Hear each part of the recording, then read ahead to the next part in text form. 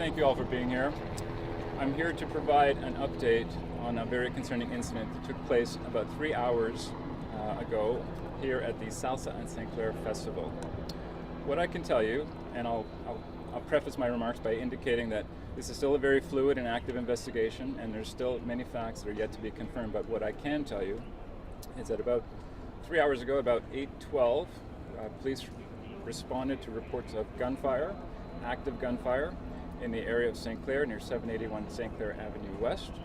There were people that were injured, there were people that were down, and there was a lot of activity and a lot of frontline responders that quickly went into action. 2 males, since that incident began, have been pronounced dead. Another 4 individuals have been transported to local hospitals with serious injuries. 2 firearms were recovered at the scene. This was a very active and chaotic scene. At times, there was some concern of an active shooter. That turned out not to be the case. As you can imagine, the information is flowing very, very quickly when something like this is unfolding. We have now established about 3 crime scenes, and homicide investigators and gun and gang crime investigators are on the scene as well, conducting what is a very complex investigation into what took place.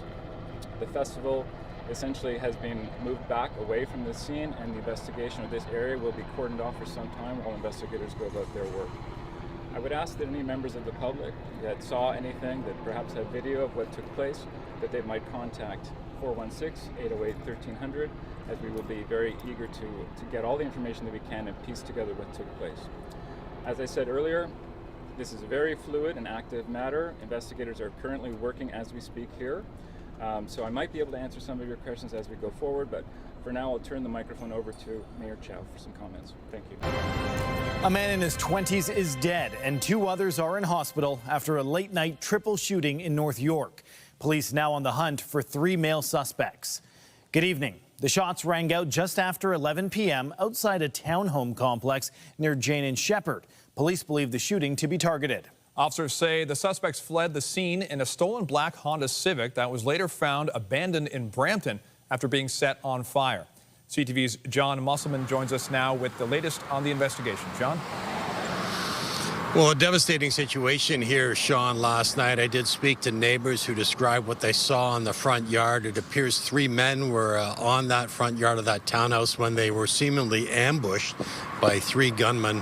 1 man now is dead. Neighbors say they heard at least 6 shots ring out, maybe more. 3 young men were hit. 2 of them, both in their 20s, survived with serious injuries. 1 man, a 22-year-old identified as Abdahameen Aden, was pronounced dead at the scene. This neighbor, who did not want to show her face on camera for safety reasons, says she ran out to help. I heard, "Can somebody help me, please? Can somebody help me?" And then after I'm a nurse, so I deal with trauma, so I know what to do. So I told my daughter, I want to go outside. She's like, "Mom, I'm scared." I'm like, "Okay, but I'm okay." I'm like, at least I could try to save one person or whoever I have to save outside. The shooting happened just after 11 on Friday night. A neighbor tells CTV News her nephew was shot in the foot. They had just returned from a basketball game when the gunman ambushed them. Police say 3 men dressed in dark clothing and wearing masks fled the scene. They were driving a stolen black Honda Civic. That vehicle was later located in Brampton. Neighbors say the victim who died lived in a townhouse unit with his mother. Today, detectives with the homicide squad provided an update at the scene.